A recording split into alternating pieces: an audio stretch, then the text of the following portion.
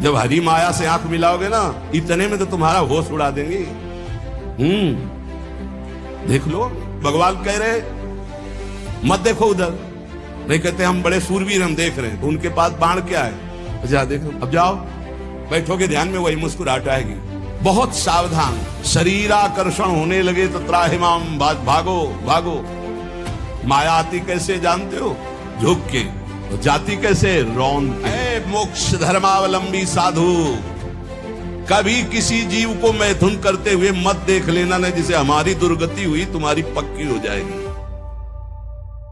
जब कोई भोग दृष्टि से किसी माता बहन को देखता है तो मदिरा में उतना नशा नहीं, इतना उसकी बुद्धि भ्रष्ट हो जाती इस दृष्टि मात्र से।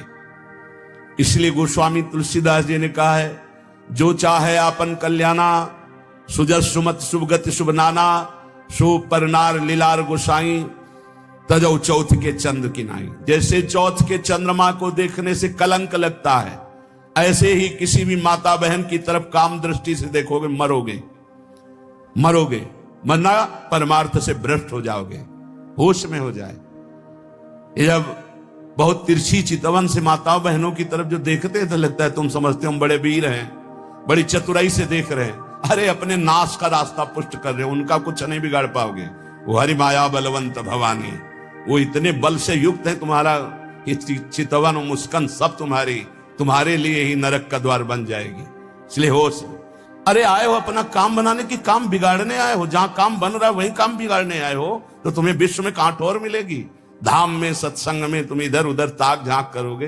अरे तुम्हें धिक्कार है, दुनिया में ताक झांक करते हो, यहां तो अपनी तरफ झांक लो, यहां तो अपने अंदर झांको कि तुम क्या हो। वही बहिर्मुख वृत्ति, वही।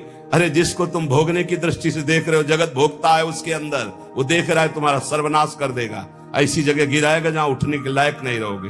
हमारी बातें थोड़ी कड़वी लगेंगी, समझ लो। हमसे हजारों गलतियां हुई, हजारों गलतियां हो सकती, लेकिन कहां हुई ये तो ध्यान रखो। धाम में हो, यहां तो थोड़ा दिमाग सही कर लो। कह रहे हैं उन्मत्तमेव कुरुते योषित दृष्टैव। जब हरी माया से आंख मिलाओगे ना, इतने में तो तुम्हारा होश उड़ा देंगे। देख लो, इनकी कह रहे उन्मत्तमेव कुरुते योषित दृष्टैव। भगवान कह रहे मत देखो उधर। नहीं कहते हम बड़े सूरवीर हम देख रहे हैं, तो उनके पास बाण क्या है? अच्छा देखो, अब जाओ बैठोगे ध्यान में, वही मुस्कुराहट आएगी।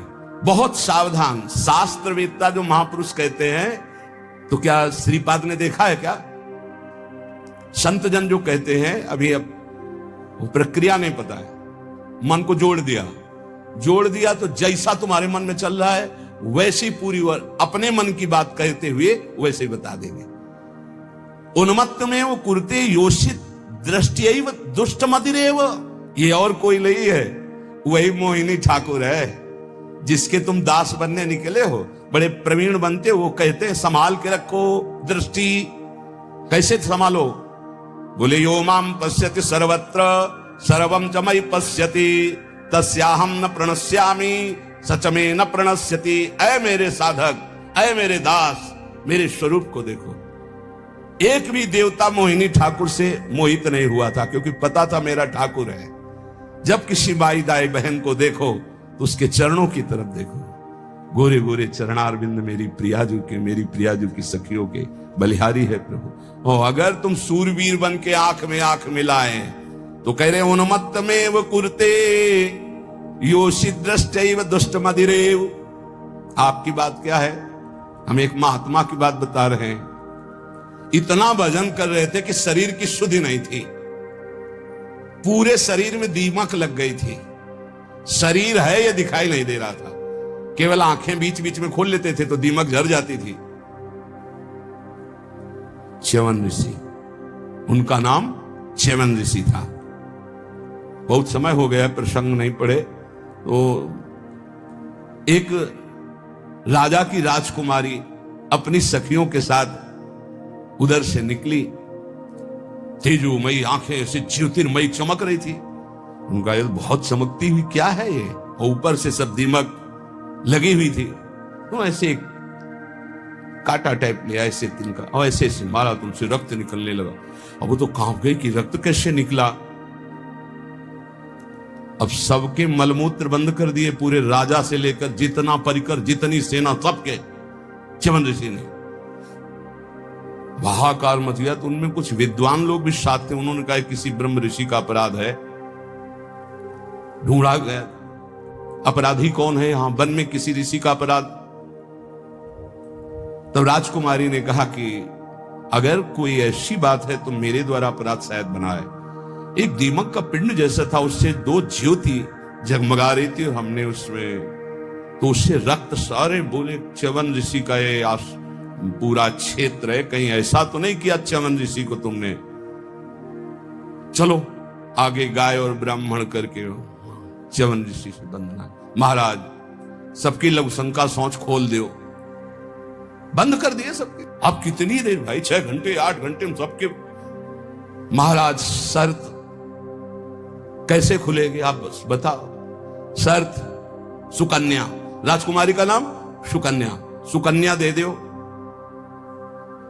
राजकुमारी से कहा अब राजकुमारी ना कैसे, अपराध तुमने किया ऋषि की सेवा में, तुम्हें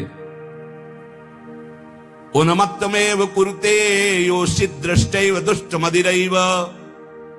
जाओ सबके लघुशंका सोच खुल जाए, जाओ अब सब यहां से।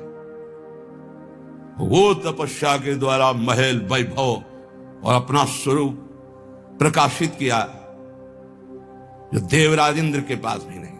तपस्या का प्रयोग कहां होने लगा, कहां गया तपस्या का, माया में। ऐसे ही महाराज हमारे पड़ोसी सौभरी जी महाराज, सिवार लग गई थी शरीर में और यमुना जी में समाधि। मछली को देखा खेलते हुए, मैथुन करते हुए। देख लो मोबाइल देखने वालों, जब मैथुन मछली का देखा तो महाराज को लगा कि है कोई सुख।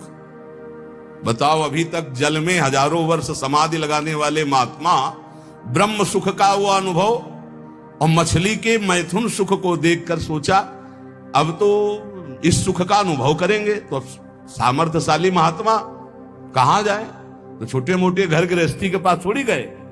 चक्रवर्ती सम्राट राजाधिराज मानधाता के पास दुर्गंध आ रही थी मछली किसी शरीर से, सिवार पानी के अंदर की हड्डी हड्डी थी, गाल चपके हुए, आंखें तेजोमयी, देख के डर जाए आदमी। महाराज तो मानधाता बहुत बड़े प्रतापी राजा हुए हैं। महाराज आज्ञा कीजिए। बोले विवाह करना चाहता हूं। बोले आदेश कीजिए, किससे कराए? बोले आपकी राजकुमारी से। 50 कन्या थी। घबरा गए कि ऐसे महात्मा के लिए अगर राजकुमारी समर्पित कर दी तो मतलब राजकुमारी का जीवन क्या होगा, महलों में पल। तो उन्होंने कहा महाराज जो तुम्हें राजकुमारी पसंद हो पसंद कर ले आप उसे, क्योंकि जानते थे ना बोले कि सांप हो तो सांप कौन भोगे, इनको पसंद ही कौन करेगा। बोले महाराज जो तुम्हें पसंद कर ले। तो समझ गए सौभरी जी, तपस्या के द्वारा ऐसा रूप बनाया। मंत्री ने जाके कहा महाराज सौभरी पधार रहे हैं, जो राजकुमारी पसंद करना चाहे पसंद कर ले। जो पधारे तो खुशबू से पूरा महल भर गया, तेजो रूप। 50 ने कहा हम वरण करेंगे। बोले चलो। मानधाता से कहा 50 पुत्रियां तुम्हारी तय। मानधाता के सामने सौभरी ऋषि और उनके सामने दिव्य रूप। मानधाता ने कहा रहेंगी कहां? बोले कल आ जाना यमुना किनारे। ऐसे अमरावती नगर से भी श्रेष्ठ पुरी की रचना की, सेवा खाती घोड़ा रत्न वैभव सब। फिर 50 से 500 हो गए धीरे धीरे। तो जब बैठे थे वो अगल बगल छोरी छोरा खेल रहे थे, तब उनको ध्यान आया इन्हीं से बचने के लिए तो यमुना में समाधि लेते थे। तब उन्होंने एक श्लोक गायन किया, संगम त्यजेत मिथुन व्रतिनाम मुमुक्षु सर्वात्मना न विसजेत बहिरेन्द्रियाणि एकश्चरण रहश्चित्त मनंत से युंजीत तद व्रतिषु साधिषु चेत प्रसंगः। ऐ मोक्ष धर्मावलंबी साधु, कभी किसी जीव को मैथुन करते हुए मत देख लेना न, जिसे हमारी दुर्गति हुई तुम्हारी पक्की हो जाएगी। मोबाइल वाले, क्योंकि ऐसे थोड़े जल्दी सहसा दृष्टि नहीं जाएगी, पर मोबाइल में एकांत में चली जाएगी, चिटकिनी बंद। बोले क्या? बोले हमारा एकांत भजन का समय है। अब सर्च करके जो देख रहे हैं तो वो तुम्हारा सर्वनाश कर देगा। मछली की क्रीड़ा से मेरी ये दुर्गति हो गई। बोले तुम्हारी क्या होगी? इसलिए संगम त्यजेत मिथुनम, व्रतिनाम मुमुक्षु, जो मैथुन धर्म से युक्त प्राणी, इनका संग त्याग दो, इनका दृश्य मत देखो, इनका संभाषण मत सुनो। सर्वात्मना न विसजेत बहिरेंद्रियाणि, इंद्रियों को खुला छूट मत दे दो, अंतर्मुख रखो, एकस अकेले रहो।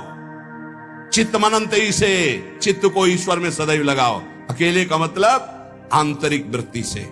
गुफा में भी प्रपंची बहुत समाज में ही रहता है, और प्रपंच में रहता हुआ साधक भी अकेला रहता है। सदैव चित्त को अपने इष्ट में लगाते रहो, किसी का संग न करो, और संग करो तो किनका? तद व्रतेषु, जो भगवत व्रत धारण करने वाले साधु जन हैं, भक्त जन हैं, उनके बीच में रहो। ये बाढ़ है, इस बाढ़ के अंदर बच जाओगे। साधु समाज की बाढ़ में बहुत बचत होती है। अगर हम गिरने जा रहे हैं तो दूसरा हमें थाम लेगा। इसलिए कह रहे हैं उन्मत्तमेव कुरुते योषि दृष्ट्वैव दुष्ट मदिरेव। दृष्टि मिलाना बंद कर दो, दृष्टियैव दुष्ट मदिरेव।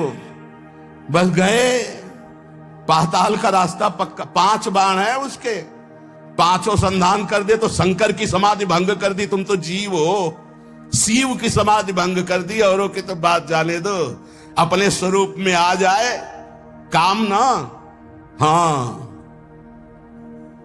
तो जो ब्रह्म में देखत रहे, देखें चराचर नारीमय, जे ब्रह्म में देखत रहे। अबला बिलो कई पुरुषमय, पुरुष सब अबलामयम, दुई दंड भरी ब्रह्मांड भीतर काम कौतुकयम। कोई साधारण वीर है?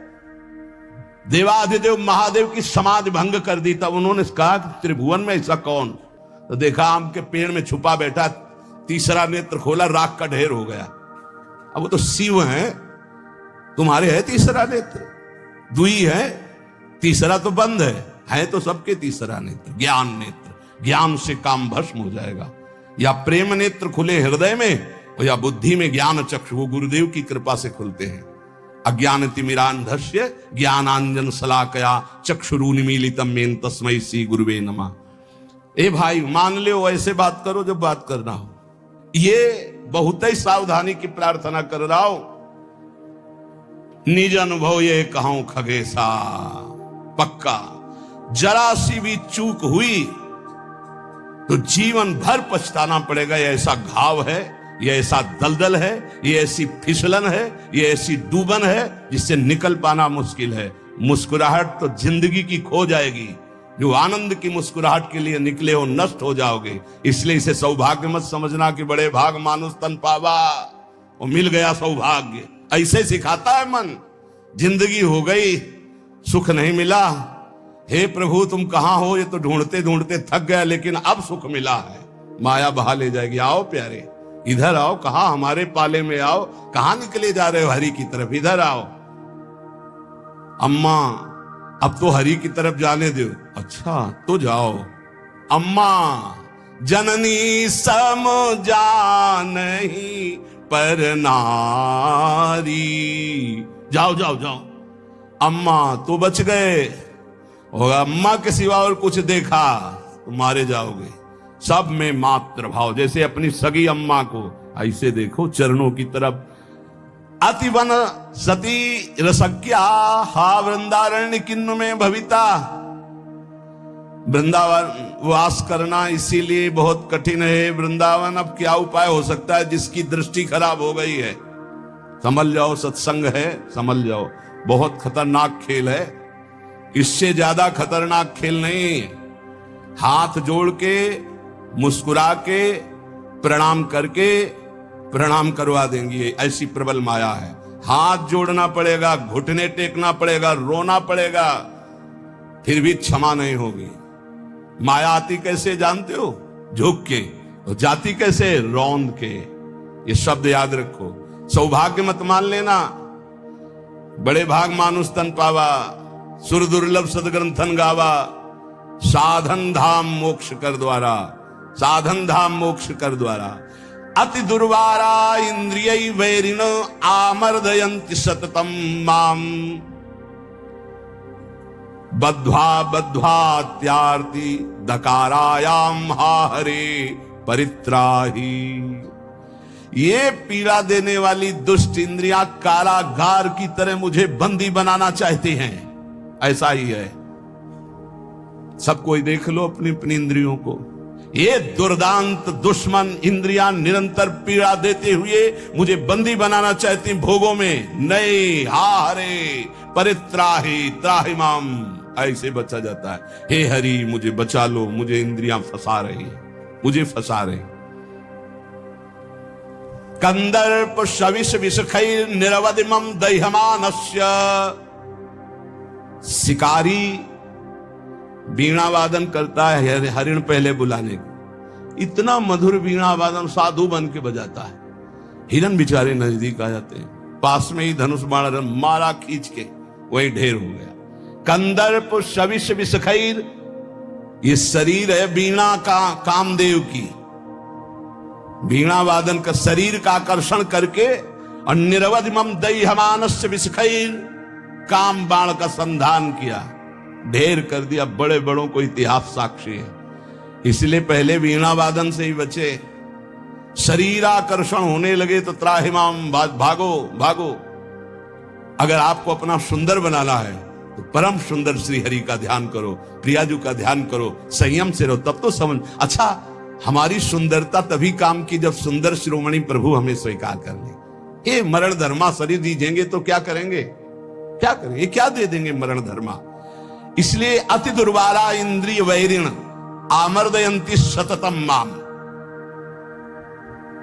गौर से देखो तो प्रभु दिखाई देने चाहिए, अन्यथा कुछ नहीं है इनमें। कौन सा सुंदर रूप है, कहां सुंदरता है, कहां सुंदरता रह गई है। उन्मत्त में वो कुरते योषित दृष्टि दुष्ट मदेरे, जो हमारा शास्त्र कहता है उसको ध्यान दो। कभी किसी भी माता बहन से बात करनी हो तो चरणों में देखे। देखो भगवान तो सर्वत्र विराजमान है। जिस समय भगवान ब्रह्मा जी ने सृष्टि रचना प्रारंभ की तो सनक सनंदन सनातन सनत कुमार प्रकट हुए, उनसे कहा सृष्टि रचो, बोले शब्द ही नहीं, ये शब्द ही नहीं, हमारी सृष्टि में ही नहीं, हमारे चिंतन में ही नहीं। हर समय समाधिस्थ हरिशरणम। फिर और ऋषि प्रकट किए, सब अपने स्वरूप में स्थित। तब फिर अपने शरीर के दो भाग किए, एक में महाराज मनु और एक में शतरूपा। फिर ये परस्पर ऐसा आकर्षण प्रकट हुआ जिससे सृष्टि वर्धन, नहीं सब ब्रह्म स्वरूप, सब भजनानंदी, भजन में ही डूबने के लिए। तब ब्रह्मा जी ने अपने शरीर के दो भाग के, वामांग से शतरूपा और दाहिनी भाग से महाराज मनु, और यहां से फिर ये मैथुन सृष्टि प्रकट हुई। जिसे भगवत मार्ग में, चाहे वो गृहस्थ हो या विरक्त, गृहस्थ है जिससे पाणी ग्रहण मात्र किया उससे, विरक्त है तो संपूर्ण चराचर जगत में अपने इष्ट का भाव रखते हुए चलना है। नहीं तो अति दुर्वारा इंद्रिय वैरिण आमर्दयंती सततम माम। देखो, जब अच्छा साधक कहीं गड़बड़ हो जाता है तो वो अपने जीवन को ही नष्ट कर देता है। ये अपने वृंदावन की बात है कि दरपानी घाट की तरफ कोई साधक एकांतवास करता। अभी हमसे कल प्रश्न हुआ कि नए साधक को एकांतवास करना चाहिए या सत्संग साधु समागम। तो हम कहा नए साधक को सत्संग साधु समागम करते हुए थोड़ा समय एकांतवास करना चाहिए। जैसे आप आ रहे तो घंटे, 2-4 घंटे, 6 घंटे आपका एकांत में कमरे में भी, और हर समय आप घेरे के अंतर्गत हो। अकेले रहने में, वो भी साधक को साधन में एकांतवास बहुत सावधानी का करना है। मोबाइल तो बहुत ही घातक है, बहुत ही सहायक है। अगर मन चंचल हो रहा है आप सत्संग लगा लो। मन चंचल को शांत कैसे करें, सैकड़ों सत्संग इस विषय के पड़े हुए हैं। अगर आप सावधान नहीं तो फिर मन चंचल होकर विषय सेवन में ले जाए। अब वो रोज मोबाइल का गलत प्रयोग देख रहे थे, उनको घृणा हुई अपने जीवन से और उन्होंने अपना जीवन शांत कर लिया। यही वृंदावन में क्या फायदा हुआ? जीवन शांत होने से क्या भगवत प्राप्ति हो गई? अगर सत्संग मिलता होता तो कम से कम इतनी हिम्मत तो हो जाती कि मोबाइल को ईंट से कुचल देते।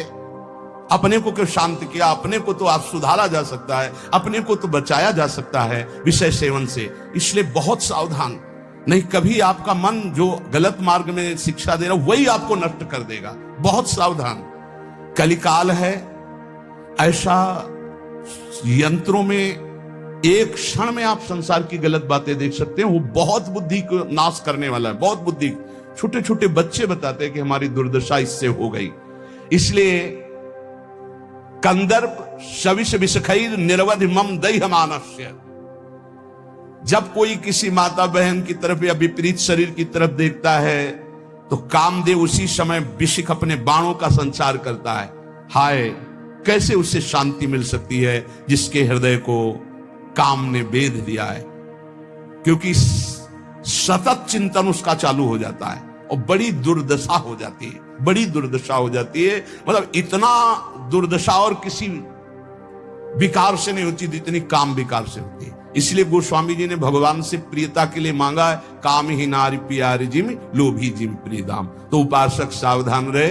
आज सत्संग में श्रीपाद प्रबोधानंद जी ने खास तौर से वृंदावन की बात बताई कि यहाँ ये नित्या निर्विकारा निर्वधि गुणाहा प्रपंच से ऊपर उठा हुआ महापुरुष निष्प्रपंचाहा समस्त दोषों से रहित भगवत अनुराग से युक्त होकर प्रिया प्रीतम की दिव्य केली को देखता है। यहाँ कैसा भी दुष्ट स्वभाव का आ जाए उसे भगवत प्रेम मिलता है। पर उपासक को यहाँ रहते हुए ये सावधानी करनी कि वर्तमान में कभी हमारा कोई विपरीत संयोग शरीरों का आकर्षण हमें नष्ट न कर दे, क्योंकि प्रिया प्रीतम की महान प्रेम भूमि है। अपने को इस बात के लिए संभालना है। बहुत जन्म हम लोग गिरते रहे, बहुत जन्म पतित होते रहे, अब थोड़ी हिम्मत कर ले, भगवत मार्ग में थोड़ी हिम्मत से चले।